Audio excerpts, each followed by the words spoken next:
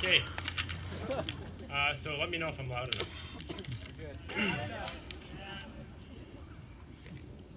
Sons of Scotland.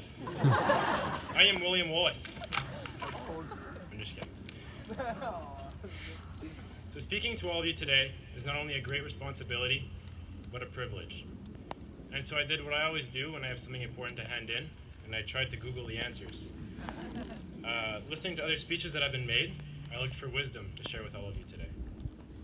I noticed that many speakers use experience to convey a strong message, and at the age of 16, I can't say that I have much of that. So I can't come up here today and tell you guys what to do with your lives and what you need to do to get there, but I can try. So if you wouldn't mind, I would like to share one story with you. It's not very long, but it taught me a very valuable lesson that I think can stick with us all. So I'm the youngest of four, the brat, the snitch, spoiled one, whatever you want to call it. And as a kid, my sister, the oldest, would always do my homework with me, maybe because she genuinely cared about my education, but I always thought because she had to. Sucks to be the oldest. Either way, I didn't complain, because that's where my love for math began. And since then, I've always wanted to pursue a career in mathematics. Across the street from my house at the time, there was a police officer. And the first time I saw him, I was really impressed by him in his uniform and the stories I've heard, and his gun. And that's when I realized that I wanted to be a police officer. And every time someone would ask me, I said, yeah, I'm going to be a cop when I'm older, and I'm going to have a gun, I'm going to have a uniform, super cool.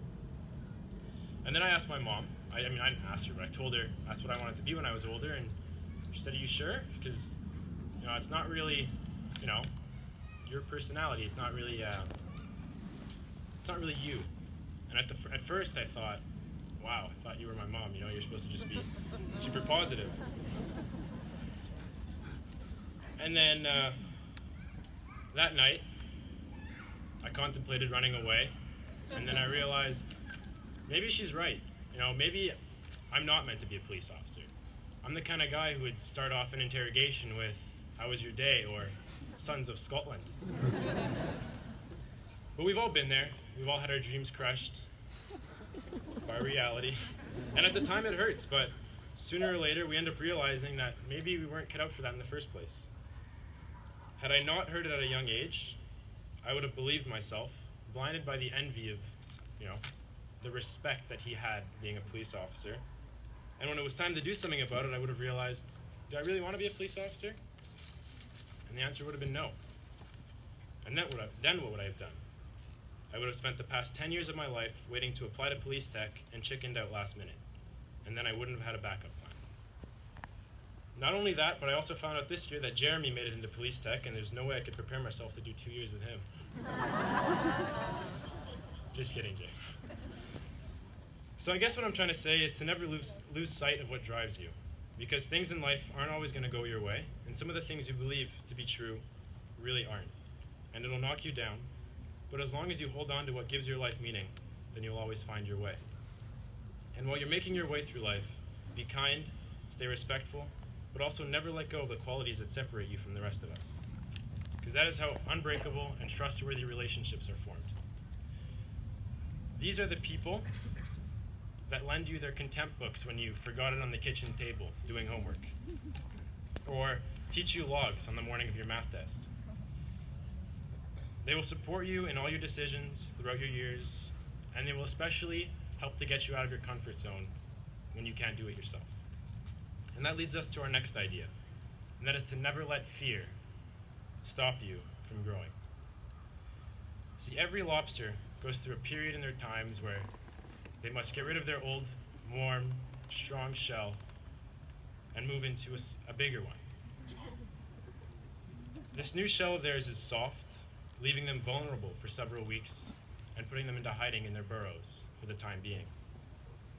For many of us, high school was that warm, safe shell that protected us through the first step in our journey through life.